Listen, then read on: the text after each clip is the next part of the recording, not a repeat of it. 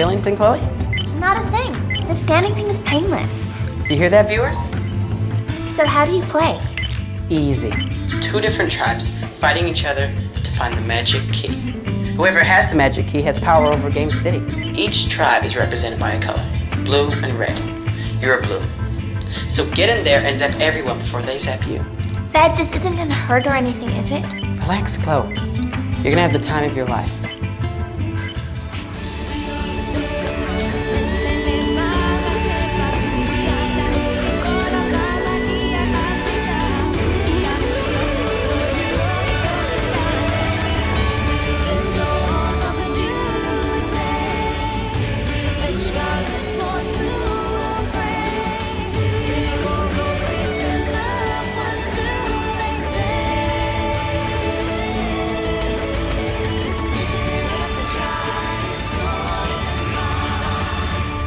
Welcome to Series 4, Episode 35 of Conversation on Eagle Mountain, a podcast about the tribe.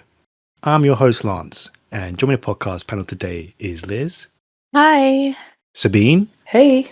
And Tamsin. Hi. We have episode notes done by Matt and myself.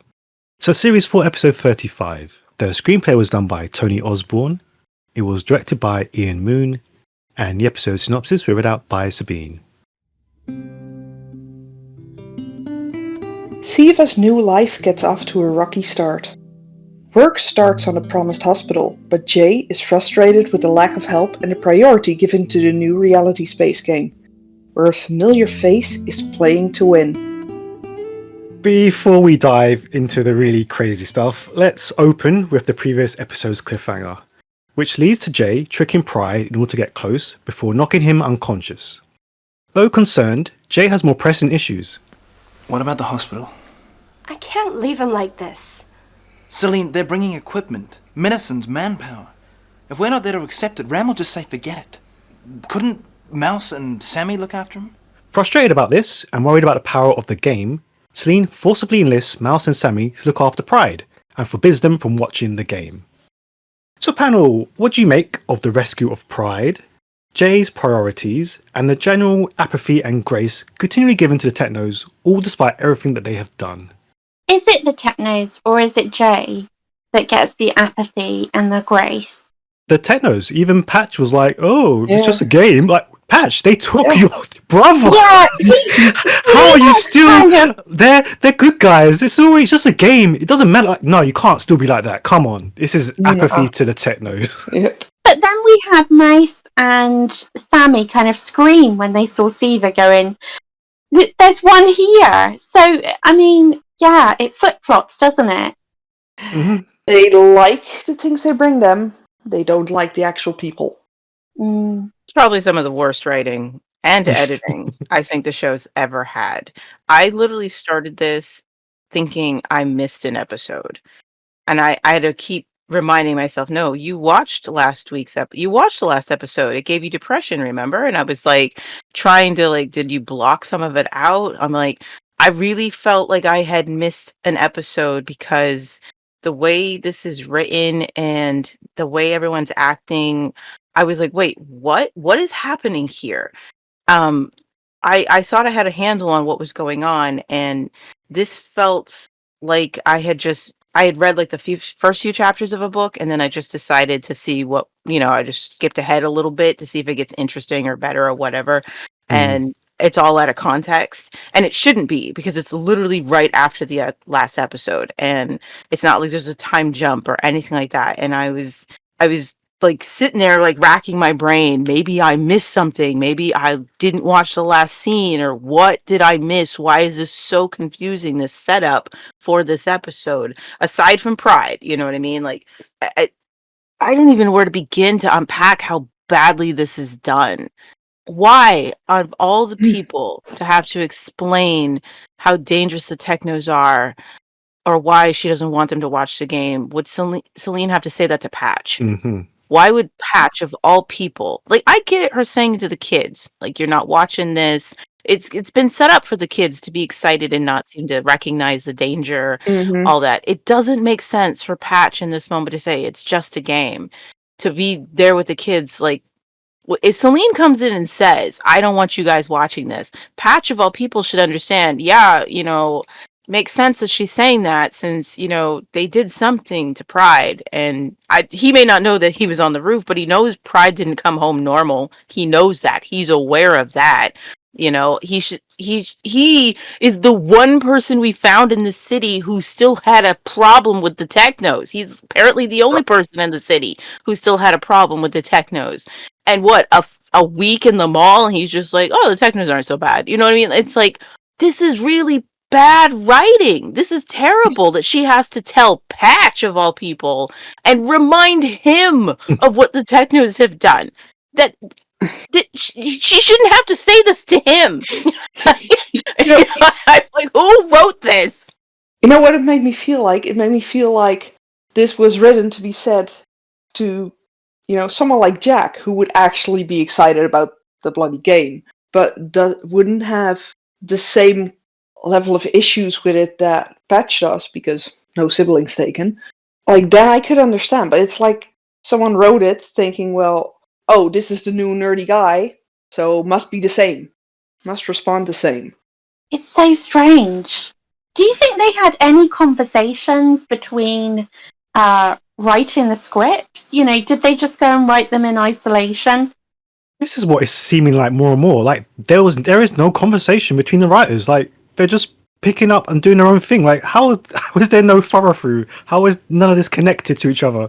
Like, it's like he's picked up the notes for Patch and just missed, oh yeah, his brothers were taken away and he was involved in the whole situation with Amber. Like, how is he not aware of any of this? For Celine to say this, it's crazy. It's actually crazy. Because it seriously feels to me like, the notes for Patch, likes computers, has glasses, must be a nerd.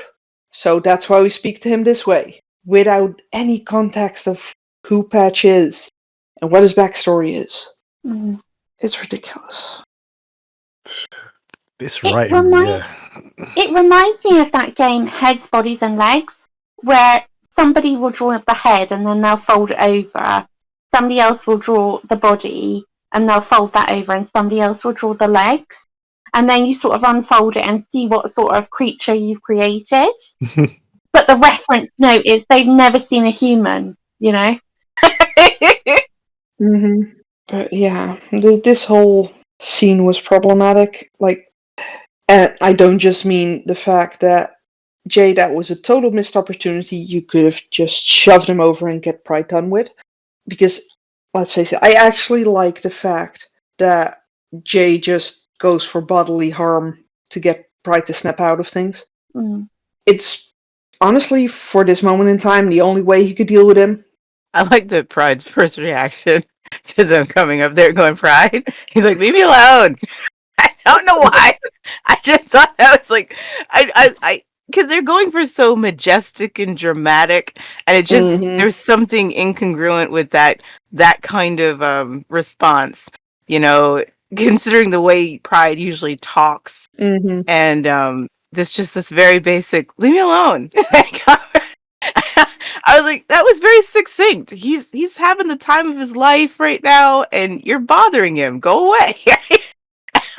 I don't know if I liked it or hated it, but I found it very amusing that there wasn't this more dramatic, intonation to what he was saying. Like, oh, you guys, can you see it? Can you see what I can see? No, just leave me alone. Go away. Like, they were just flies buzzing around his head. I don't know. Interesting choice. I really like I think it was like a kimono style jacket that he was wearing with the hood. I love that. That was a really nice piece. It had feathers on it, and it had sort of, I think it might have been silk. If you have to sort of jump off a building, you could definitely wear worse things to do it in. Pride has style in that moment. You need the wind machine, though. Like, yeah, that's an important element for that. If you're gonna do it, you gotta have that kimono and the wind machine. Yeah. And you need to have it on the Beyonce setting. Yeah. What did we think of Jay being the one to rescue Pride, though? Of course he had to be the one to rescue Pride. Because Mm, we all have to find Jay a magnificent human being. yeah. Yeah, they're going all out now on presenting him as. Yeah, the Mallrats savior, And they assumed we cared about Pride, so. I mean, it's not bad storytelling in the sense that when you have a character who's in the gray and you want to take advantage of any opportunity to show the good side as well as the nefarious things they're doing. This is, you know, plot writing, character renovation 101. Show that this is the kind of person he is. It's not like he hasn't tried to save Pride's life before. But I do think that it's a detriment to Celine's character and the ways you can show her growth. And I do think this could have been more poignant considering Pride is standing where Celine has stood. Very different reasons why, but they don't really delve into how this could trigger someone like Celine, who has been on the edge of this roof, wanting to Mhm. jump and to see the person she loves up there simply because he's lost his mind and have to talk him down. Mhm. That could have been, something amazing or just very interesting or Mhm. compelling for her to have to go through, where instead she's just, she's a background character to the scene. And it's like they don't even recognize that there's significance to the fact that Celine's on this roof again, this time trying to stop someone else from stepping off, and hurting themselves. Mhm. And it's just a shame. So it's like I'm not so bothered that it's Jay. Like I said, if I were trying to renovate a character, retroactively paint them as more decent than I had initially introduced them as, and yes, I would. This is what you do. You have Jay try to save Pride's life again. But if I wanted to do something deeper, it's just a missed opportunity with Celine right there. And there's no fault. We don't revisit it to see how this affected her seeing Pride up there. You know, um, Apparently it didn't trigger at all, which that's fine, I guess, but missed opportunity in my book. Shall we press the button? Yep. We'd Mhm. have to keep it on the whole episode. We can have it just droning away like the alert that we got on our phones. Yep, just in the background. Mhm. Yeah, take cover. Whatever that Uh, means. that's only if you're, on the ground floor outside of the mall, in case the saving of Pride goes wrong. Oh yeah, good point. Oh my gosh! I finally just thought that. Oh, that chugged in real slow. There's a reason we never see anyone walk outside the mall at that point. Oh my word. That was twisted. But it's interesting though. Like we've had Pride trying to save Jay from being completely gone and electrocuted, and now we have Jay grabbing Pride from, well, attempted flight. Oh, they're going to be buddies now, aren't they? You saved my life, I saved yours, sort of rubbish. Well, they think it's a theme. They think it's a very deep theme that they're delving into with Jay and Pride. If the writing was better, it could have been an actually nice follow through of their story of these two people on opposing sides and ideologies who are having trouble finding common ground.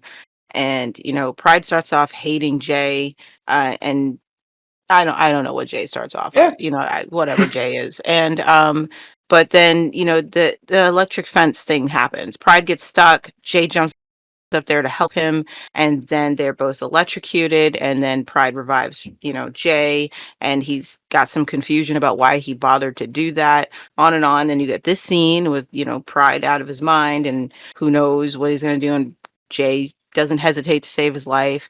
And then all the way to the end of the season, when Pride once again is taken over by the game and nearly kills Jay, who he's hunting down, and manages to snap out of it somehow and doesn't kill him.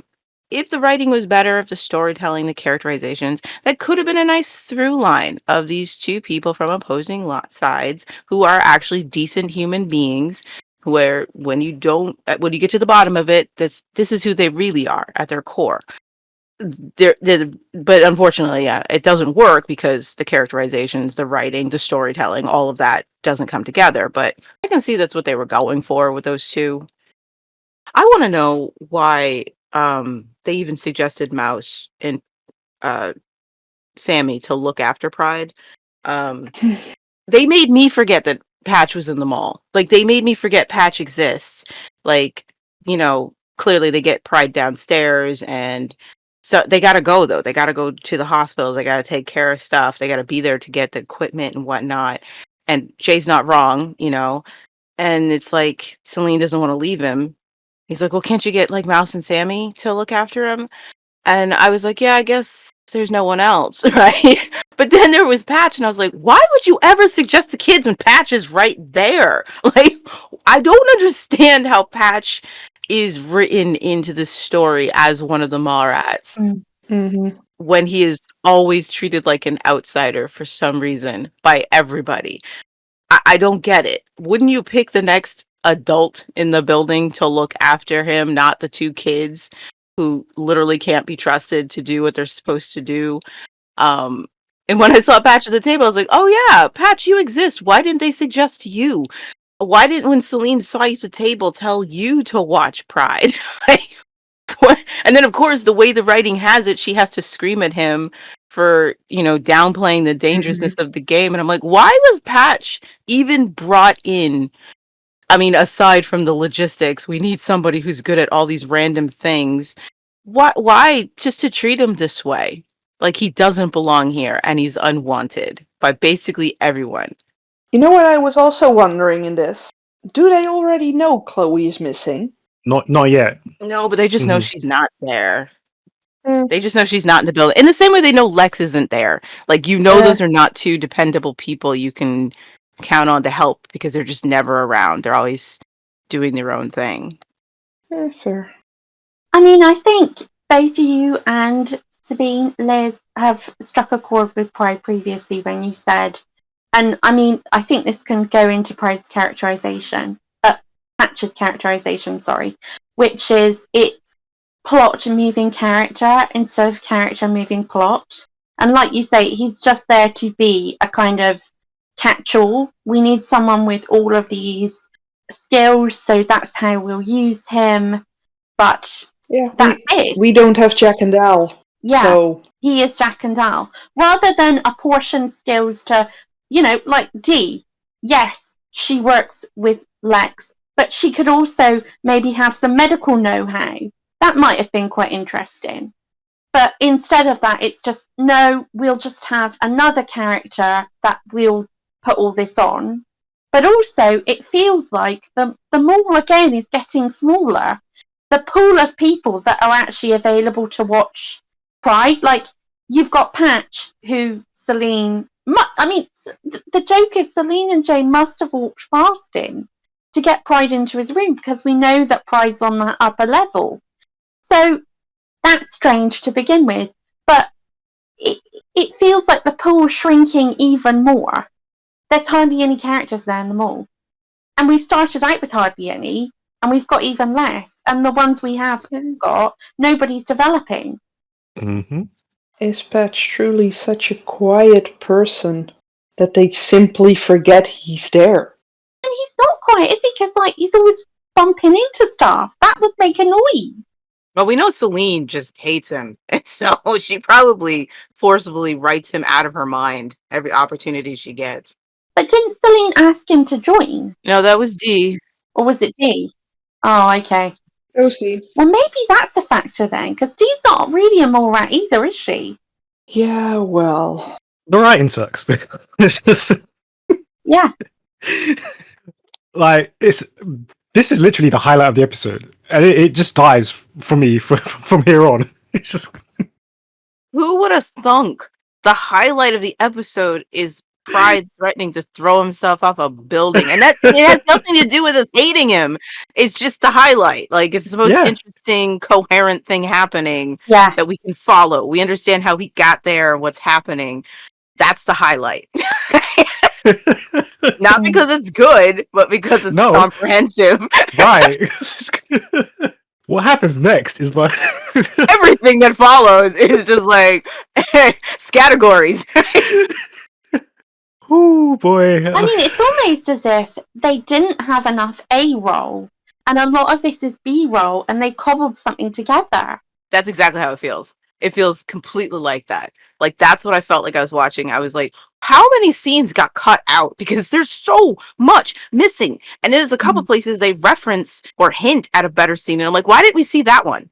I would have actually preferred to watch that. Yes. Why did you not film that or show that scene? And instead it was just cobbled together. It's like flipping through channels and you're just seeing interesting things from many different shows, but it's all out of context and you don't know which one you want to watch, and Yeah. I was confusion the whole time. I wasn't even actually, you guys, my grief journey is in a weird place today. I'm not at bargaining. I'm actually stuck between, and I'm not at depression anymore. I'm actually stuck between denial and anger. Like I'm looking for someone to blame. I'm like, okay, who on the panel is to blame for me being stuck dealing with this? Like it's one of those guys who is at fault that I'm here watching this incomprehensive Sabine. mess. That would be me. That would be me. It's one of you guys. Because there's no way in my right mind that I would be here by choice. That's how I felt. I was just like, okay, who's at fault for this? I need to find the person. You know who's at fault for this. And the denial is that I put myself in the situation that this is happening and I have complete control over the situation. Yeah, no, out of all the episodes, this particularly feels stuck together with sellotape. It is shoddy at best. They're out of duct tape. Right. And for good reason, as we'll now get into. Are you ready to take on This is unacceptable. I mean, firstly, they don't even want to be scanned, and after this little piece of PR, they're not exactly going to want to play, are they? What is Ved thinking? Where is he? Doing his stuff at the scanning center, I guess. You haven't seen this before? Well, he wouldn't let me. You're in charge of PR. You don't let Ved tell you what to do. Frustrated with the poor efforts from Ved to sell the game to the Verts, Ram once again takes matters into his own hands. As Ved uses eager volunteer Cloe to show the city that it's all safe within a live broadcast, Ram uses his skills to hack Chloe's gaming avatar and convert it to look like the previously missing May. After a series of game scenes, we are presented with a confusing aftermath, as Cloe, who is in May's avatar by the way, is sent out of the game to reload. However, May herself returns to where Chloe initially was with Ved. Ved, confused, is unable to understand where Chloe went, and of course neither do we. So, panel, yes, before we try to make sense of any of this, we of course have to discuss the backstage events which led to this whole confusing scenario. So if any listeners who weren't aware of the situation with Chloe's actress, Jaimee, she had a off-screen relationship with Ved's actor, Aiden, and they went missing for a day when they were supposed to be filming, which led to both of their contracts being suddenly terminated. However, the powers that be decided to keep Aiden on to wrap up the storyline and get rid of Jaimee straight away. And if you want to find out more about these backstage events, you can check out an interview I did with both Jaimee and Dan. Just check out thetribe.co.uk/interviews. So, yeah, let's start with how do you feel about the sudden loss of Chloe and obviously this backstage happening? It's strange to think that this is the last time we're ever going to see Chloe. And this is how she goes out. It's really sad. I don't know the internals, I don't know what else was going on besides that information you shared, but it does seem unfair and it seems like an extreme reaction to the crime, I guess. Given the age of these actors, this is a proven actress that you've had since she was a child. Now, was there more difficulties with her behind the set and this was the last straw? I don't know, but it just seems a bit extreme that two very young people who like each other are acting like two very young people who like each other. And it also seems unfair to just immediately ditch one. Like, you're gone. We're not even going to make sense writing you out. We're not even going to try to make sense writing you out, but we're going to keep the other one on so that we can fizzle the story out. That seems very unfair. They both did the same thing, so why weren't they both handled the same way? Right. Like I said, I don't know. Maybe there's a history of the actress who played Chloe causing difficulty. Maybe she lost interest. Maybe it was starting to show. I don't know any of that. It's not even my business. But it seems once again a young actor who left not of their own volition, and I don't know if they were treated fairly. Mhm. Like, that just seems to be the theme. Any actor who didn't leave because they genuinely wanted to, because they had something to do, it doesn't feel like they were treated very fairly when they were removed from the show, which never sits well with me because we're talking about a bunch of minors, and I'm wondering, where are the protections for these kids? Mm-hmm. Right. As I was like struggling to put this into words, I was thinking like the amount of, the limited safeguards they had in place with these child actors anyway. But like, this is not proportionate. Like, I understand they missed a whole day's filming. I understand the money and the time and the pressures that all goes with that. But these are young children, and they're already under immense pressure that the whole setup of filming this has put them under. Like, this is unfair. And to single out Jaimee in particular, not fair at all. I mean, I also think it's forever tainted. It's connected forever with her being on the show as well, at the exit, because it is so contentious. And I mean, how many of us have done stupid things as kids? I wouldn't want that stuff kind of brought. Do you know what I mean? And to kind of carry it around. Yeah. Not let her finish, even a couple of last scenes, like. Yeah. She deserves that. She deserved the chance to just finish it out. After all the pressures of filming, yeah. I think these contracts are very questionable that they have these kids under. Because again, you have a contract. Are there no protections in this contract where you can just fire them on the spot? Like, you can just do whatever you want to them? Like, where's the it's like a bad, that stupid adage about a job. You're at a job and they want you to show them consideration if you're going to leave the job by giving them time to replace you. So they want like 2 weeks notice, but they can just fire you at the drop of a hat. You don't get any notice so that you can get a new job or anything like that. It feels like that. And it's just like, what are with these contracts? It really. And I think Tamsin said it best. It taints everything. It doesn't just taint what happened to the actress who played Chloe. It taints everything about the show, because it's just one more in a long line of young actors who was dismissed as if they never mattered. Yeah.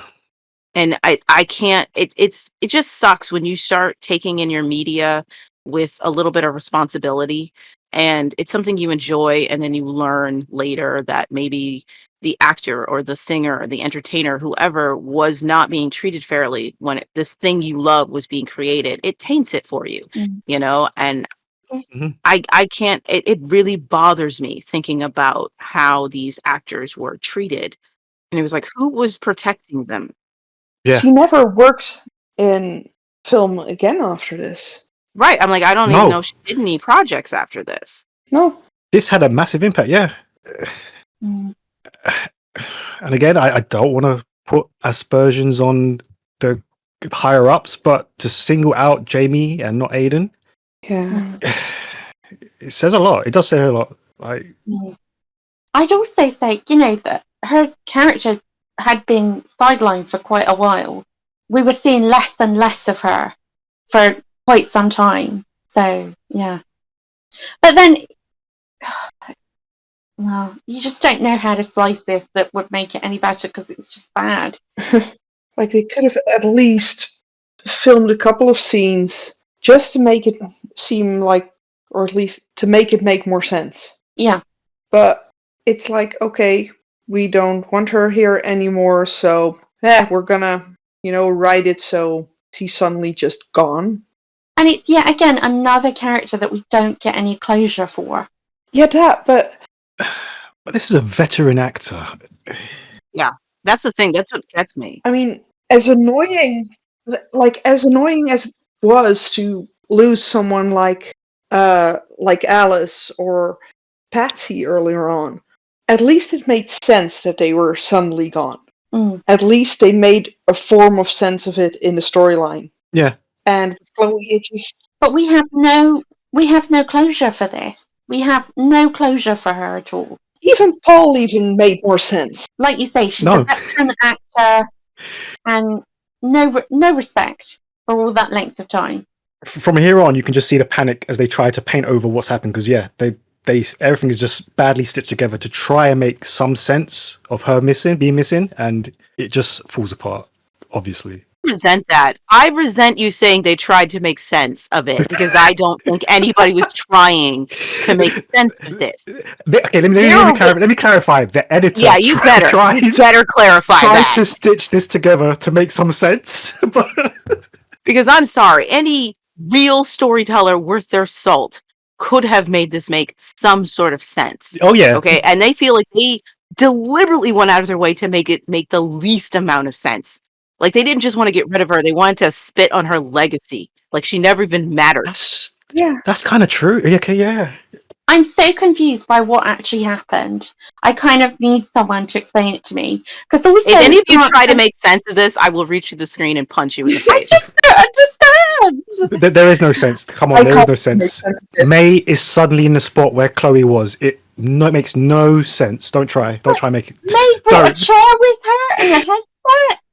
That was obviously filmed afterwards, so yeah, it's bad. It is bad. We can't make sense Ed of it. is literally filming this live, and I just want you to think of the logistics. Remember, Chloe's not actually going anywhere. She's just getting some wires. She's just getting a headset hooked up to her head while there's a camera filming her. Because again, this is live, okay? And she's not going to go anywhere. She's just going to stand there and probably close her eyes. And in her head, she'll be in this game. And then what's in the game is being projected to everybody. But that means Ved is still standing there in the room with her, along with all the other technos who are with her. Okay. So if you wanted this to make sense, you could have her in a room by herself. Like Ved steps out for whatever reason, though why would he? You know, he's filming this live. Well, but if he steps out for like Ram demanding him to come, Right. You can have him have to leave the physical space that Chloe's in. And then when he returns, it's not Chloe, it's another person that he doesn't recognize. And the headset, everything is different. And he's trying to cover up his confusion. You could film it that way. And that would be them trying to make sense of what happened. But no, we're supposed to believe she vaporized in front of him and a new person materialized in a whole different room, new equipment. They were not trying to make sense of this at There's all. no sense, yeah. And I won't stand for a single person trying to defend what happened here. Oh no, I'm not. No way I'm not defending it. I'm saying the editor. She tried. I won't hear it. I won't hear it. Even worse, though. And then all these kids in the city as well. They've seen Chloe being the one. That makes it even worse. Yes, thank you, Sabine. That made it even worse. That everyone's watching. The whole city's watching Chloe go in, and no one questions May coming out. It's like, Whatever. What's going on here? Well, this tells me that something else was filmed entirely. Oh yeah, of course. Of Chloe in the game. Something else was filmed entirely, and in their petty decision to get rid of her, get rid of the actress, they had to do pickup shots with May, because of course there's no continuity. May's in a different room, she's wearing a different headset, all that jazz. That's a pickup shot. That's something they had to go back and get. And they didn't change anything else. They were not trying to make sense of this whatsoever. No, I think you're right. Yeah. Like, because normally you would have thought, okay, Chloe goes in, and she finds May in the game. Like, that must have been something like that originally. And they just decided to cut out that part. I even wonder if they didn't especially get May back early because of she wasn't there. I don't know if she was meant to be back at this time. It's very. I'm not sure. Yeah, they scrambled. It feels like they scrambled to get her in now. To be fair, they could have filmed. I mean, they probably filmed all this out of sequence, so that maybe they filmed when she was actually back, and they added it in. They gave that actress some bargaining power when that phone call came in. Like, we need you to come back. We really, really need you. She's like, I want to be paid more. And you know what? More power to her. I hope she took advantage of that bargaining power. Suddenly just come back into this Boy. ish show of a story. But yeah, it's so nonsensical, and it could have made some sense. It could have, hmm but Yeah. it makes zero, and they weren't trying. I will give them zero credit. No stars for anybody on the team. Not even the And editor. None of you get any stars. we have spoken a lot about the Chloe Ved relationship being fairly undercooked. But it is a solid relationship that is held onto and held up in the fandom that we all love. hmm And this is where it ends. We don't just lose Chloe, we also lose Chloe and Ved as a couple in this moment as well. Yeah. So it's not just an FU to anybody who is a Chloe fan, it's also an FU to all of those Chloe Ved fans. So how does that make them feel? That this is how it ends so unsatisfactorily. I think you said this yourself, Tamsin, before. I think what comes after with Fed fighting for Chloe kind of cements this relationship for a lot of people in people's minds. Yeah. I think that's why it's elevated so much. I think without that, it would have just fizzled to nothing. But that moment, yeah. Well, that and people actively try to make sense of this by writing fanfic about what happened. Right. Like the fact that it's such a mess might have helped with that. And it's, what the thing is? It's a shame because I buy Ram getting rid of Chloe. I absolutely buy that. Of course he'd get rid of Chloe. He's annoyed with Ved. She's a distraction. That's something Ram would do. Get rid of Chloe. But when you think of the logistics, and then even that, he could physically, Sabine said, remove Ved from the vicinity for whatever reason so that Chloe can be removed from under his nose. And then he comes back to the room and Chloe's gone. And there's just another stranger there. And he has to play it off because he's on camera live. So he has to pretend everything's cool, even though he's like, what the frick is going on? I'm thinking about the logistics of where the frick May came from. Remember, May was taken in the invasion, shipped off to a prison camp someplace, because we don't know where the Technos come from or where they take their prisoners or whatever, when, like, okay, I even buy that Ram was planning on, this coup just for the funsies. But I'm just thinking the logistics of May specifically, a mole rat. I mean, they're really pressing the pentangle and all of that symbolism. Yeah. A mole rat, but not just a mole rat that sold out to the Chosen. Like, where did you find her? How did you find any information on her? And when did you ship her in and get her in this room? Yeah, the only thing that's remotely interesting about this is that knowing, and of course they already implied that this was happening, that those who are taken are also having these experiments done to them, because as we'll see with May, she is neck deep in the sauce. You know what I mean? She's already been doing this and confused it. She can't tell real from not real, all that jazz. But it's just, there are no words to describe how bad this is. I think it's like peak badness. No, I think Ram on the garbage tip might be worse. So well, it's close there. It's a close call. So close. It's so close. Oh, that is close. It's battling it out in the Oscars for terribleness, Yeah. That's the end of Chloe. I can't believe it. One of my favorite characters before season 4. This is what happened. And there was still hope for her. Yeah, there was that hope. Even when your favorite characters go downhill in the writing, there's always hope that there'll be a comeback in the next season or something. The story can turn. Something can happen, And no, it just felt petty. It felt retaliatory. Yeah. I also thought it was interesting, and it shows how far we've come, because we had a lot of shots of May in the red-blue game, but it was Sammy and Mouse and Patch, you could not possibly have known who she was. And it just shows how the influx of new characters. But then I was confused because Pride was also watching the game and he didn't want to see her. Yeah, yeah. Well, I think that's because all of the Yeah, he didn't She notice. wasn't supposed to be there. Crazy. yeah, it's all the reaction shots were filmed when it was apparently supposed to be Chloe in the game. Yeah. It's supposed to be someone they recognize in the game. Because again, none of the reaction shots show anybody showing that they've seen that one person went in and is a completely different person they're following in this first person shooter.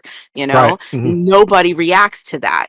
Nobody, not even like, oh, cool, she changed her avatar or whatever. There's nothing. There's no reaction to it. And that's why it's because all the shots of May are pickup shots that were done after whatever happened with Chloe happened, you know, and that's why you've got Pride watching the game and not reacting to the fact that his last booty call's in there.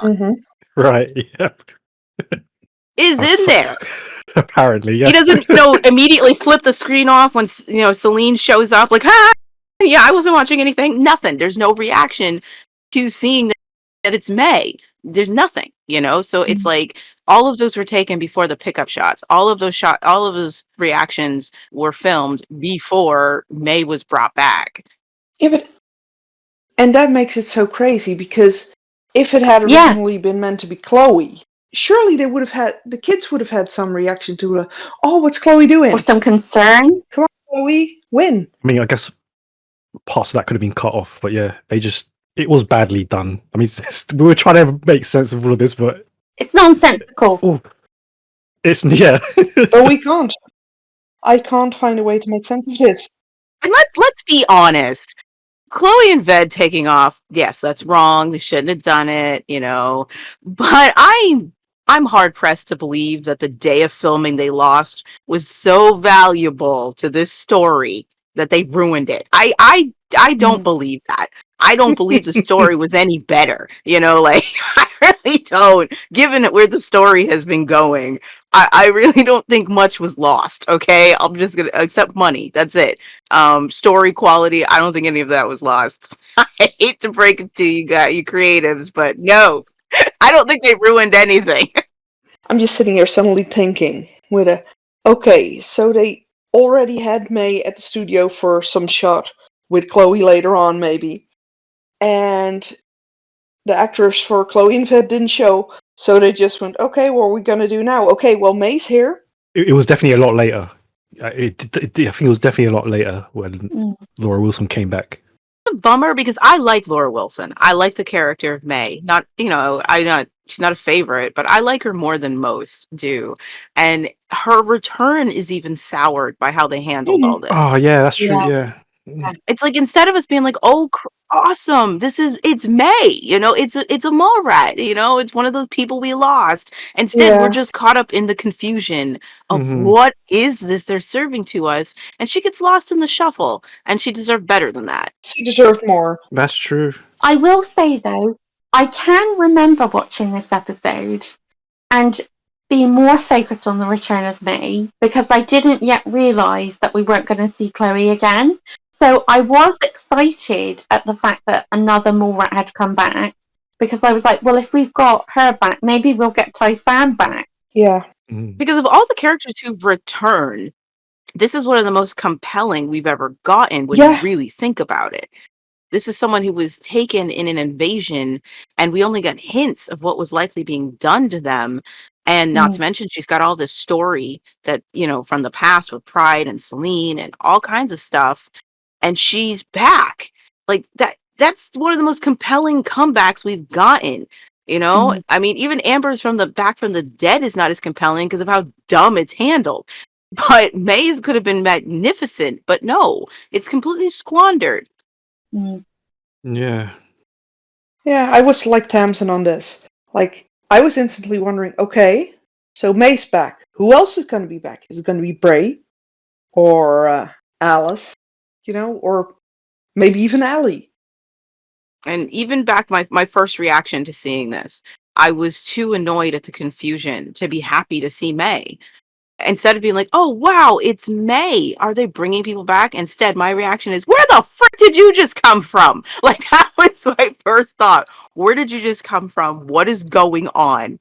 I was so confused by everything. I was like, what is happening here? Mhm. I'm also going to say, again, they spoiled her return in the closing credits. Because we'd already of course. known that she was coming I already back. knew I would see her again. That's true Yeah. too. I'd already seen the scene of May in the game getting the key, which those credits piss me off because they make the season actually look good, Yeah. and Yeah. it is not. And so I knew I'd see May again, and from the first episode. And Yep. but I was like, this is how we got her. What the frick is happening? Ah, boy. Oh yeah, we'll hold off on discussing Ved's portion of the storyline until it comes up. But just to kind of finish this off, what do you make of the concept itself of the red versus blue gaming setup? That's a good premise for a game. It's a first person shooter. It's an RPO. That's a good game. I will give them credit.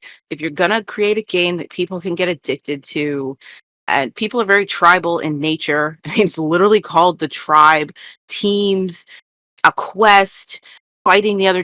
I'm like, this is a good concept for a game that you're gonna get a bunch of people addicted to. I don't have a problem with the game itself. Mm-hmm. Yeah, I mean, I think the only thing that you could possibly say about the game is it maybe would have been a bit more interesting if they had given them some costumes that were red and blue instead of just sticking a bandana on their head and having them in what they essentially were taken in. Like, you'd have had them in that's the only thing I would say. Although I actually think we do get that, don't they? Because they're wearing boiler suits. So edit that out. I don't know what I'm talking about.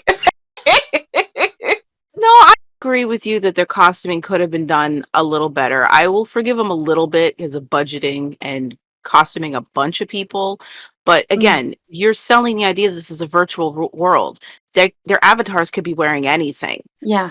And Yeah. I do think that their costume choices could have been far more creative. Even if they were simple. But then again, we've seen the Techno uniforms. The budget was thin on the ground for costumings. I don't know Yeah, what was that's going true. on there. There was so much blue fabric left over from The Chosen, though. But yeah, they could, again, you're selling the fact that this world, anything can happen. And I think Yeah. they took too big of a concept that they couldn't sell, Like, the concept is big. It's a virtual world where anything's possible, and the only thing these people ever do is fly through the sky and go to the beach. I think the peak was the gladiator fight. Yeah. You've perfectly summed up, though, season 4, haven't you? The concept was too big. There's too much going on here. There's not enough attention to detail to make it work. What about the equipment? Coming later. And the Techno personnel? No personnel. This is a vert thing. Run for verts, by verts. It's not just for them. It's for everyone. This is all out of date. We need more. You have to tell him. He still listens to you. You think so? The only person he listens to is Ebony. Reckon I'll be getting my notice to quit any day now. You mean that? Why are you doing this? I told you. No, I mean spending your time with them. Later, she overhears Ram offering Jay's job to a stunned Ebony, and in a conversation with Jay, gets drunk and propositions him. So, panel, how do you react to Java's world begin to crumble around her, as well as the confirmation we get here that Jay knew that Phase 4 was getting the city hooked, and not the so-called hospitals? Like, what is going on here? I'll start with the positive. The positive is that even though the bar is in hell, as Tamsin has so eloquently put, Thank you. Java is the most interesting thing happening here, and we don't get enough of her. Yeah. We don't get a reaction to how she feels about Siva not being around anymore. Right. I mean, Java's the most compelling character, and we don't spend enough time with her, and I feel like she should have been, like, the point POV we were following this whole episode. Yeah. And the reason why she's drinking is probably because she's now alone with Ebony and Ram, and she's getting squeezed out because there's no Siva anymore. But that's a positive. Java's the positive. Who could have thunk it that I would be calling Java the positive? Java, I'm so sorry. I'm so sorry for all the horrible things I've said about you for the last 20 years. You deserved so much better. Ah, Java is the highlight of this whole season. uh, she is. Yes. She's like the MVP of the season and the most Yeah. squandered potential ever. So there's my positive. What about your negative? Everything else. Oh my god. Okay, I'll start with the hospital scene. This is another one of those places where there were important scenes that we should have seen that should have been filmed, discussions. Now, we got to go back to Celine demanding a hospital and schools from Ram, and Ram asking her that important question, who's going to run this stuff? And what does Celine say? I will find these people. Yeah. And yet she's the first person she's got nothing organized whatsoever. She's looking at the hospital like she's never seen it before. Where are the people you round up to clean up? You didn't pick a place and get people already working to clean it up. You waited till the day supplies were going to be delivered. Now, because of the way it's filmed, I can believe that Celine believed in the beginning that she would have to do all this work. But then Ram told Jay, hey, all your hospitals and stuff, it's getting done. And then Jay could have told Celine, oh, you don't have to worry about all that because we're going to provide it. That's part of our plan. That's part of our regime. And that's why Celine hasn't prepared anything. She hasn't found any workers. She hasn't scouted the place. She hasn't cleaned it up or anything because Jay gave her the impression that they wouldn't be doing it on their own. But we needed to see that because it doesn't make sense for them to arrive at this hospital and Celine to be the most shocked out of the three of them at the mess that they're dealing with. Yeah. And also be the one scrambling the whole episode, being like, oh my gosh, we don't have any workers and da-da-da. And it's like, Celine, you said you were going to do this. So we're missing that conversation where Jay told her she wouldn't have to worry about it. Yeah. What did you think being city leader was going to be, Celine? I know, like, what the frick? Can I also add about the medication? When they picked them up and they went, these are out of date. What did you expect? Like, there will be no in-date medication. No one is producing this anymore. That's another discussion that's missing. She had to have been under the impression that the Technos were making medications. Right, that's what it felt like. It's like, where did you get that information? When did that conversation happen? Yep. There's so many steps. I'd also want to pick up on some wording, some interesting wording. When Java says to Jay, there's going to be no Techno involvement. There's going to be no one of the Technos working there in the hospital because it's a hospital that's staffed by Verts for Verts. And I feel like Jay should have taken Java over to a corner and basically said, so am I out now then? Am I a Vert? Is this it? And she could have turned around and said to him the line of dialogue that she still has, which is basically, I don't know, I expect my notice any day. I can neither confirm nor deny.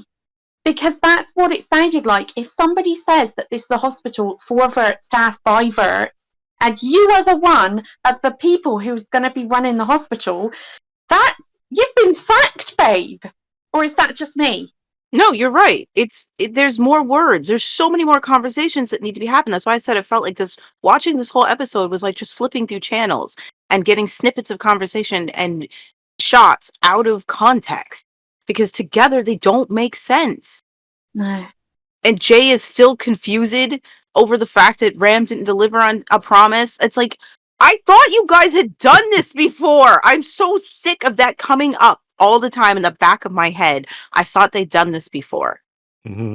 And Jay got nothing in writing, and he spends the whole time confused and begging for this thing and always being like, wait, it's not going the way I thought. And them never having the conversation of why isn't this going the way it's gone in the past? Even a conversation where they've never reached this phase before. Like, I would accept that. A conversation where this is a city, for whatever reason, the tech is finally there, where they can actually attempt these phases. Mm-hmm. But have the conversation of what it is they've accomplished in the past that would lead Jay to Mhm. believe that they can do this now and to be frustrated that it's not getting done. But blah, blah. I'm sorry. I don't have words anymore. This is so bad. This is so bad. And Celine, I had faith in you. I gave you props that you deserve to have this role because you are the best equipped as a character to be in this role for this story and everything you've gone through. And it would be so poetic for you to be in this role. But you are such a disappointment. It's not even your fault. It's the writers giving you nothing to work with. As a city leader, again, you did not prep. You did not find people to work at this hospital. You didn't have the place cleaned out in preparation for the hospital that Ram promised you could organize, you know. At the end of the day, the only thing he was supposed to deliver to you was the medication. You said you'd get the workers, you'd find the people to do this.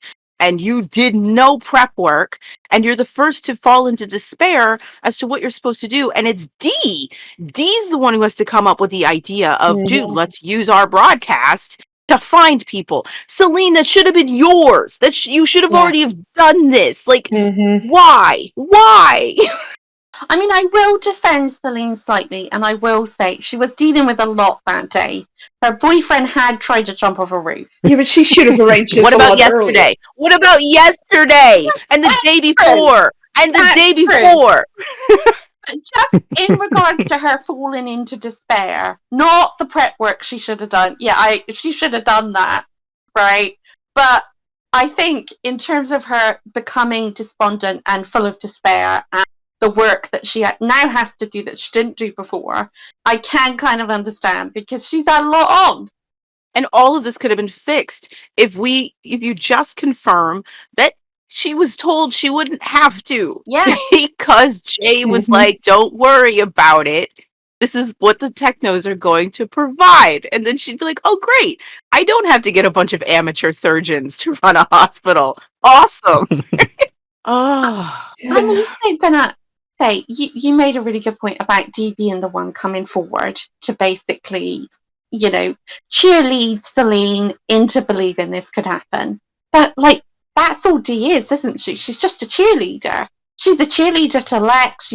She comes in and she's a cheerleader to Patch. Who's her cheerleader? I would have liked to see that scene. I would have liked to see Dee make that suggestion. I would have liked to see that broadcast. Yeah, that's what we needed to say. It's a throwaway line later where, you know, Celine says later, oh, you know, don't worry about it. Dee came up with the idea to do this. And we've got volunteers coming out of our ears. You know what I mean? And it feels like it was an add-in later. Again, this whole episode is cobbled together. And adding to why we needed to see that, because I think you succinctly said why we needed to see that scene, because it would have been interesting. But it also shows that there's still active rebellion out in the city. Because rather than going and watching the game or getting scanned, people saw this, they saw the shout out for help, and they went and helped. Yeah. So there's still that nugget of, yeah, we will use the Techno stuff, but we're not going to sign up to everything. I mean, I think of if she had been scouting for hospital space, why not a smaller clinic? You know? Yeah, I was going to say that. It doesn't actually need to be in a hospital. And the sort of state that most of these hospitals, because it was a virus. Right. So people were dying in these hospitals. So they're going to be in a complete state. Because people will have probably bodies still in there. Exactly. Okay. Yeah, unclaimed bodies and then looters after, you know, young people looting afterwards. So yeah, any space that you can keep clean and tidy, have access to and from, and allow, you know, a number of beds in will basically do. Because they're not going to be doing surgery. They're not, you know, they're essentially going to be an ER or over here we would call it an A&E, and it's going to be minor injuries. Yeah, you know, and like I would have loved to throw back to Dal's family clinic. Yep. Something small and simple that actually has meaning and she knows it exists. She knows where it is. You know, something simple like that would have been the best bet. Why would you take over an old hospital, which would have been ground zero at the end of the world? That's the last place you would go. We know there was no body cleanup at the end of the virus. I'm sure there are massive places that you avoid because of the bodies. Okay, So now there's a scene where they actually go to somewhere that's like Dal's family clinic, and there's a photo of Dal there gathering dust with his family, and Jay picks up and goes, I wonder who these people were, and Celine sees it, Oh, and she puts it, she wipes the dust of it, and she puts it back, where it needs to be.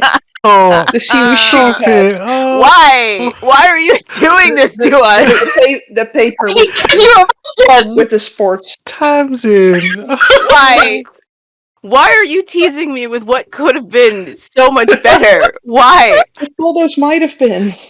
I just suggested overall, and no, you had to take us in deep. Why are you twisting the knife, Tamsin? That is unkind. That is so unkind.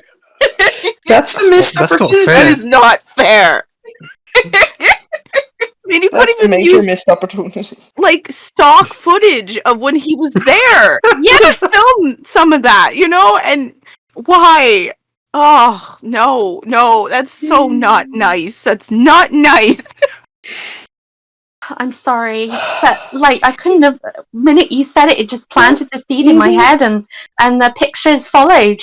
Yep. You're just talking about a better show. I don't know. I mean, So mean. It's so mean. So listeners, That's write that fan fiction, and then share it to us. It's all the alternate timelines. Yeah. all right. Yeah, let's head to the light-hearted part of this episode. I can't stay here anymore. I can't. Come on.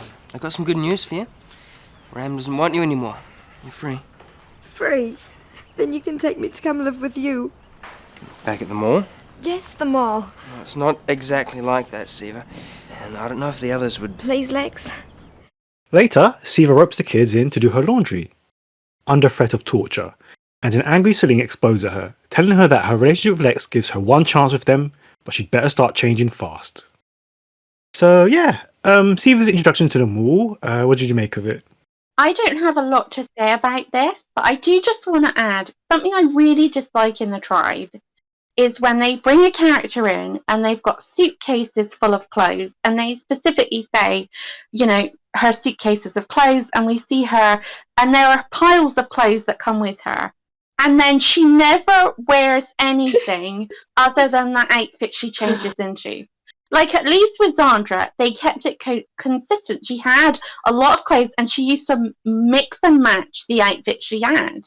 So, when she'd run out of everything to wear once, she'd wear it. We saw her wearing lots of different variations. Mm-hmm.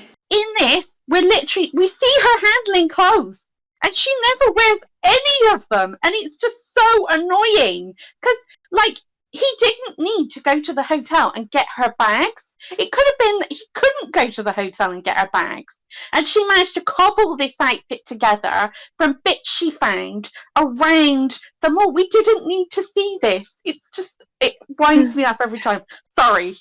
It's a lazy storytelling point. They've done it before too, where they brought up the whole getting someone to do their laundry under duress, even though this person never changes their clothes. And it's there's no way you would have this much laundry. If you're gonna do it, if you're gonna have someone, maybe their underclothes or whatever, their nightwear, their sheets, their pillowcases, something like that, make it realistic of what it is they actually need to have washed on a regular basis. And the fact that she has all of this luggage that he was able to smuggle out of the motel, another scene I would have actually liked to see, him having to finesse. If you're going to go for comedy, I want to see him smuggling her entire luggage cases out of the motel. And it's we've seen her wear one thing the whole time, except when she's in reality space. We've never even seen this woman in a nightgown, sleepwear. She has one little vert outfit she would wear to go visit Lex sometimes when she's sneaking around, and that's it. Why? What? It's comical without making sense, and it doesn't go with the tone of the episode. It's just thrown in there, and it could have worked, but it doesn't make any sense that she has all this stuff and never wears it, and it needs to be washed. How is all this stuff already dirty? How does she have laundry today? You never wear these clothes. They shouldn't need to be washed. at all. This is just silly and stupid and lazy storytelling. There was a better way to introduce Siva into the mall and show how self-centered she is and how she's going to have to fit in, find a way to fit in with Verts, than this Yeah. trope that they keep falling back on. These kids have armfuls of laundry, and it's like, when did you ever wear this stuff? When did it get dirty? I would buy it if she was like moving into this place and she's like, this, it's gross in here. I want all of his bedding cleaned before I sleep in it. You know, I feel gross because I was at the barn. She doesn't even, she just spent a night in a barn where she was scared of a rotten blueberry pie and doesn't immediately think, I want a bath. She could, there's so many things she could have demanded these kids to do for her when she got there that would have given the same overall sense that Siva is a very selfish person and doesn't quite belong here, doesn't understand teamwork, and isn't above threatening people, you know, without the stupid laundry supply. It could have been like, I want a bath, I want food, you need to do these things for me. And that would have all worked and done the exact same thing. Also, please explain to me why she's attacking a pie with a pitchfork when she has a laser. I don't. Good point. Oh my gosh, that was so stupid. That was so dumb. That was dumb as Yeah. hell. Sorry. She gives him the pitchfork and goes, I'll back you up. And it's like, why did you grab the pitchfork when you had the advantage of never getting close to this thing? You could, whatever it was you thought it was, you could shoot it from a distance. You got a pitchfork so you could get into melee combat with the pie? So dumb.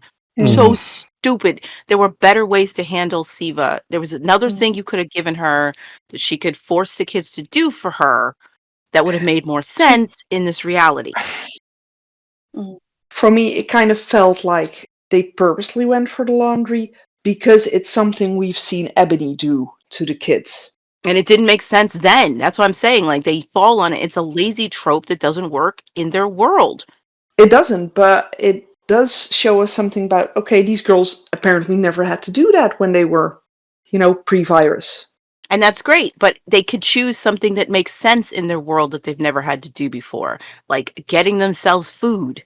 She could demand they make her a meal, anything that would make sense other than this hotel lobby of luggage, of clothes that she never wears, shouldn't be dirty in the first place. And if you really want laundry, again, be like, I want everything in this room clean before I sleep in here. I want someone to draw me a bath and get me dinner. And then she could use that to threaten the kids. You go take care of the things or I will torture you. That would all make sense and serve the same purpose. I also hate the fact that once again, you set up a conflict that is immediately solved with zero tension. It's actually a conflict that she's going to torment these kids and threaten them into doing things for them. And it's immediately solved. Boom, it's done. Celine finds out, tells Siva, knock it off. That's not going to happen. And it's like, where is the tension? Yeah. My mind just went, Celine, did you never ask the younger kids to do anything for you? Come on. It's not, it doesn't even. Not under threat of torture, though. No, come on. A new person comes in and threatens to torture the kids. Of course, Celine's going to be like, if you ever do that again, if you're going to stay here, absolutely not. That is not the same as asking the kids to do a favor. It's not the same. I've got another question as well, which I was really confused by. So please explain this to me. So when Celine finds out about the torture, she has that line where she says, he brought her here, when she's referring to Siva, and that made it seem as if she knew about Lex and Siva, which I don't think she did. I'd like to know when it became common knowledge that he's dating Siva, because as far as we've known, he's kept it a secret from everyone at the mall, that there's a relationship. And only Dee knows. Yeah, nobody knows that he and Siva are a couple. Nobody knows. And like when they were watching him lose in the fight, nobody knew what was behind all of that. You know what I mean? Yeah. And so it's like, when did it become common knowledge? They should be confused at Siva's presence, not resigned to it. They should be like, why did you bring her here though? And he should have had to explain either we're in a relationship Or that, again, this could have been a nice, another nugget of tension. He has to explain away why he brought Siva there. He could have been like, well, Ram is threatening her. She doesn't want to be with the Technos anymore. Isn't that what we do as mall rats? Blah, blah, blah. And then later they're caught kissing or something. And they finally put it together like, you're dating her? Because it's never been expressed to any of the mall rats that he's in a relationship with her. And yet this episode, everybody knows they're a couple. And they're not really surprised he brought Siva here. Yeah. They're annoyed, but they're not surprised. Yeah. You know, they all act like they're aware of the relationship he's had with her this whole time. And I'm like, when? When did you find out? Because Lex never talks to you guys. Well, again, I'm going to say it feels like Lex is being kept away from everybody else. It does. Because there are so few. Well, of course. Again, and that's what I'm saying. Like, when did they find out that he's in a relationship and that it makes sense he'd bring her here even if they don't want her here? Like, when did that happen? It's just common knowledge now. Because we even had Celine not that long ago basically crediting, saying Lex must have really loved Tai-san because he hasn't filled her space. Mm-hmm. Yeah. This whole episode is just nonsensical. Yeah. It doesn't just insult your intelligence. It literally hands your ass to you for ever caring. Yeah. And trying to keep up with the narrative. You're just on the ground outside the bar being like, I'm sorry I cared. I'm so sorry. Why did you do that to me? Yeah. It just feels like we're missing complete episodes in between episodes. Yeah. I was so confused today. I was like, I know I watched the last episode because I wanted to hang myself afterward. And what did I miss? What is going on? But I don't mind that Siva's introduction into the mall is bad. I just wish there was more effort put into why it's bad. It's so lazily done. Because it's in character for her, but it's like there were better ways to do it. Mm-hmm. And you could have taken your time with it. Showing that she's going to be a problem. Yeah. That's the thing they don't want to do, to take their time with anything. Crazy. I mean, even when they come in and Pride has rightfully the right reaction to like, what the frick is she doing here? Why did you bring her here? She's the first to be like, Lex, this was a bad idea. He told you it was a bad idea, Siva. He very clearly didn't want to bring you to his home. And the minute you meet, adversity, you're just like, this was a bad idea. Where else is he supposed to take you? Well, Lex's sexy hideout. Actually, I was wondering that. Once she's no longer in danger. Now, he took her away from the hideout because she was in danger, right? Yeah. And that's why he took her to the farm. And now she's not in danger. Ram just doesn't care anymore for whatever reason. He doesn't care. So why can't you take her to the hideout? It's more comfortable. She likes it there. Why not just take her there? Why does the hideout suddenly out of the picture? This is all just to get her in the mall. It doesn't matter if it makes sense. She's just in the mall now. Yeah. I mean, it's like you can take her anywhere now. She's not in danger. You can take her anywhere.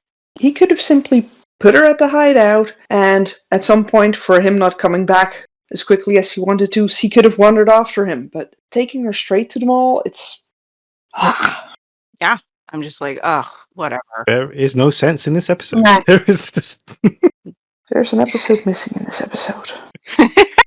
There's an episode they forgot to write in this episode. There's episodes plural missing. It's like... Is the comprehension in the room with us? And honestly, I would like to see more work done to show Ebony's growing influence and control over Ram. I want to see more evidence of it, because right now it's literally her just being in the same space as him. She's not even saying anything that even shows that she's trying to have influence over it. She's not trying. She's literally in his space because he demands she's in his space. She's kind of like in the same way that Tai-San was a hostage with the Guardian. That's Ebony. She's just like, he wants me here. She's filing her nails, for Pete's sake. I want to see more evidence that she's squeezing people out. And that's what's making Ram just become so enamored with her. And she's just saying things, and he's just like, oh, this is the wife.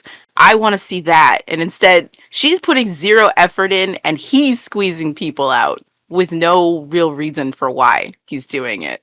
And yeah, speaking of Ram, finally able to confront Ved, Ram takes him to task for his heavy-handed tactics in the scanning center. I decided that... You don't decide anything. You're here to follow orders. My orders. What do you know? I have to make it happen down there on the ground, and it is happening. As of tonight, the game is everywhere. Over half the city is being scanned. I'm doing my job, and I don't need you and your new wife telling me I'm not. Ram backs down, but warns Ved against crossing him. So yeah, I mean, I kind of thought it was this whole tension was quite sudden, obviously due to the backstage reasons. But what did you think of this scene between Ved and Ram? I think it would have benefited to actually getting a real reaction from Ved about Chloe's materializing out of existence. Or again, that could have just been fixed with a conversation that he'd had to leave the space she was in and returned, and there was somebody else there. And he doesn't have to say that to Ram, but to have an actual reaction with Ved being like, what the frick is going on? Where did Chloe go? That would explain why he walks in there so heated and ready for a confrontation with Ram, because we see that his dander is up. He's confused. He's emotional. What the frick, but we don't get a reaction from Ved wondering what the frick happened, And so, yeah, you're just like, where did this is just cobbled together. And again, we don't even know why he's forcing people to be scanned anyway. That conversation's missing of how we got here. And I don't know what day it is, you guys. I don't. Is this the same day as the last episode when they were trying to scan people? I don't know. Is this the same day that? No, it's not the same day that Pride was tortured because they went through a night. I don't know where I am. Yeah. I want to go home. I want to go home. Ask a question about this scanning. Is this trying? Like, I know I shouldn't try and make sense, but I'm gonna ask this question anyway. Is the fact that Ram basically said, I will sort Ved out when he found out that he was forcing people to be scanned, and then kind of Chloe went missing. Are they linked? Or is that just me? Oh, I don't know. I figured he got rid of her because she was a distraction, but again, that's just me trying. That's just me trying to add reason to his actions. Yeah, it doesn't make sense because there's other verts he should have gotten rid of. Why Chloe? Ved's still doing his job. Of all your technos who are distracted by a vert, Ved is still doing his job. So why get rid of his vert when you could have disappeared the entirety of the Mallrats? Why are you working with them? But Chloe's the one who was like, she's the problem. Right? It doesn't make sense, but I'm trying to be like, okay, maybe that's why he got rid of Chloe. But when I think about the it, one cooperative Mallrat, right? Like you're still dealing with her entire tribe, and she was the least troublesome. She was practically already on your side, so there was no reason to get rid of Chloe. Right? She was there, the perfect spokesman. Like, seriously, don't even try and make sense of this. It's just... Pride tried to blow up your power plant. Why didn't you get rid of him? No, Chloe, she's the issue, right? I mean, I did like the fact that because of how Ved, because of what's happened, Ved has a go at Ram, and Ram's kind of the way he responds to it. So he doesn't lose his temper. He gets really close to him, and then he's like, if you ever speak to me again like that, I'm paraphrasing, by the way, they'll never find you. That's it. The pieces of you won't even be found. I like that. I liked how they acted in that scene, both of them, because you could see the minute Ved had said all that stuff, he realised that he had said all of the wrong stuff to the wrong person. And Ram's response was equally chilling, as we have seen him be, because sometimes he goes off like a rocket, and sometimes he's super menacing and really gets up in your face to tell you this. But other than that, yeah, it just feels... I agree. They're good together. Too bad it's in this episode, in this season. Yeah. It's completely wasted. like whatever. Because Yeah, Next because episode, there's no the dynamic external will be, context. yeah, like the next episode, the dynamic will be completely different. Whatever. So. Yeah. But yeah, this is good performance wasted on worst episode. Like at this moment in time, Ved doesn't know that it's Ram that has done this to Chloe. So this whole context is just an argument. It's just like that. It makes even less sense then. yeah, that's the problem. It's just I mean, he doesn't know where Chloe is, and he doesn't know that Ram's involved. So he's like, so where is this coming from? This heat to Ram, like that's why I'm saying we needed a reaction shot from Ved, responding to the fact that Chloe is missing, that he was right there when she was being hooked up and then had to leave for whatever reason, if he, we're trying to make sense of it, and returns and it's not her, it's a complete stranger that he's never seen before, begging to get back in the game, and he has to improv live. Get a reaction to him after it's all over. just like, where's Chloe gone? You're like, what the frick is going on? Even in that reaction shot, you can have him suspecting that Ram is behind it because he knows Ram, and what he tends to do. And just something to explain why he goes in there, guns blazing, and isn't cautious with his words, isn't careful, and stuff like that. But there is nothing. You're just flipping channels to random scenes and actions happening out of context.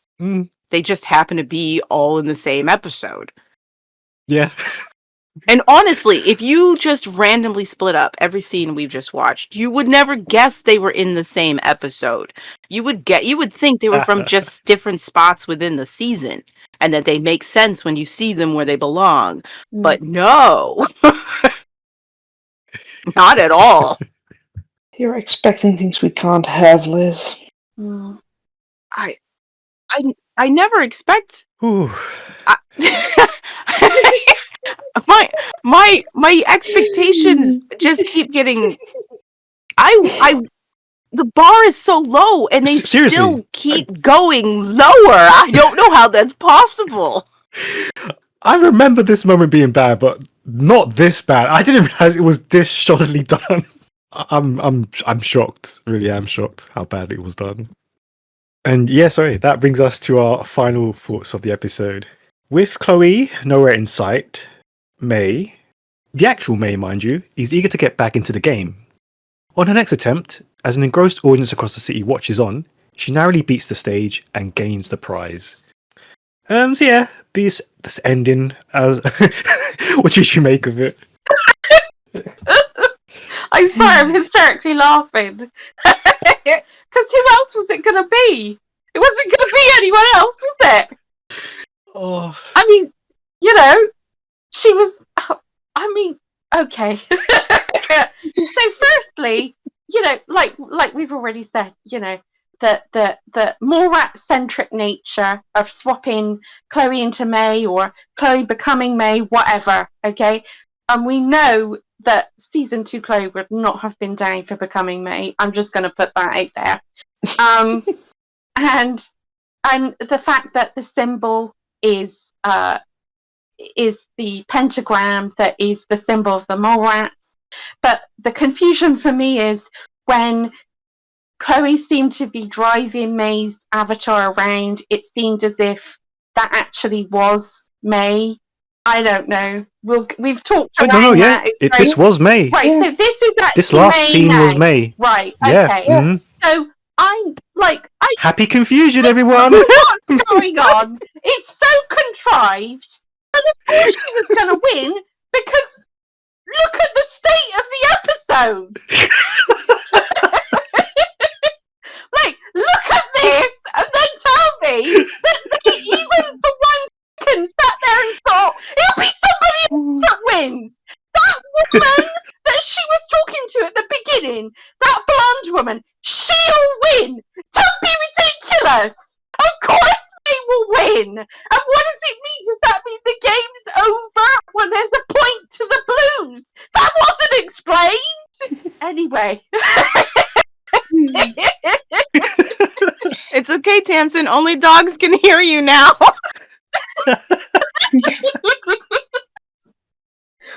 Oh. You okay? I think that's my first ever rant on here. therapeutic. It's okay. This is a safe space. Ooh. I don't have the energy to try to make sense of any of this. And this isn't the day for it. And the episode's not even worth the real effort. I could sit there and speculate why the pentagram is involved and, the subconscious things that he might have gained from May's mind. All I'm thinking is, where did she come from? When did she get shipped in? Why her, of all people? And all that jazz. And what gets me, this is what the last scene does for me. I remember seeing this shot in the promo of May getting this key before I knew what the season was going to be about, really. And I remember thinking, oh, wow, like, what are the Mallrats going to have to do to beat the bad guys this time? And I remember thinking that this shot of May, doing this really cool in the tunnels, fighting and getting this special key might have played a role and the takedown of the new bad guys. So when I saw it in context, when I saw what it really was, it's just a kind of drop open, like, oh wow. Oh wow. This is what it was. This is what it was. Okay. Yeah, I have nothing. I have nothing left to give, and this episode doesn't deserve any more of my sweat and tears. I suppose it's sort of a fun train wreck to talk about with you guys. Yeah, I was definitely that was the highlight of coming into this episode, knowing that we were going to talk about it, and that got me through when I watched it. Yeah, I was like, how the heck are we going to discuss this? And hopefully, like, the listeners feel the same, that they go on this journey with us, and we all kind of just collapse in a heap of nonsensical moments that happen for us. I think the saddest thing is we've once again wasted our life on this episode. Moments that we'll never get back on this episode. Yeah. Yeah, I mean, let's throw it out there. Like, audience, what did you make of this episode? What did you make of this being Chloe's final episode? Like, let us know. Yeah, I'm not what even... would you have liked it to be? I'm not even mad. I'm just like, that happened. Yeah, good point. It's just it's a weird state of shock and disbelief. Yeah. Like, this happened. This is an episode. Somebody, they shot this. They wrote this. They cobbled it together and said, here. And I can't believe. I can't believe this happened. I'd want my name taken off of it when I saw the final product. You know what I feel like? I feel like George Lucas when he saw the final cut of episode 1, and the room is just silent, and George is just staring. Like, you can find this footage of his first reaction to seeing his prize put together, and he goes, I think we went a little far in some places. That was the only response he had to finally making the Star Wars he'd been longing to make for 20-something years. He just stared in shock, and everyone staring at him because they knew it was bad too. But it was his vision, and all George could say was his hands are literally on his face as he just stares at the screen and be like, I think we went a little far in some places. And that's how I feel. I'd be like, this is it. This is what we created. This is it all put together. I don't know what happened. Still, we've only got 17 episodes left. Don't threaten me. Stop it. You stop it right now. Of this season. I'm not gonna think about this until next week when there's a half hour before we have to start the podcast. I refuse to think about this show until then. I won't. You guys usually watch it before I do, and I'll see your comments, and I'd be like, "Oh God, what am I in for now?" Yeah, I've seen a preview. Yeah, good luck with more Chloe May nonsense. Oh wow, that's something to look forward to. Yay! But yeah, final thoughts. Chloe, the actress, she deserved better. The character deserved better, and I feel bad for everyone who had to work on this. Mm. Yeah, I just feel bad for everyone who had to work on this. You got a lot of talented people, and this is their name is on this. You know what I mean? Like, they all showed up to do their jobs, and this is what. That brings Series 4, Episode 35 to a close. Thank you very much to the panel, and I mean that. And you can show your support by clicking on that like and subscribe, and following us on all the major platforms. You can also leave us a comment or get in touch if you'd like to take part in a future episode of the podcast yourself. Just search for thetribe.co.uk or Conversations on Eagle Mountain. You can also throw us a donation. Just head on over to buymeacoffee.com/thetribe.co.uk. And we'll see you next time for episode 36. Until then, bye. Bye. Bye. Bye.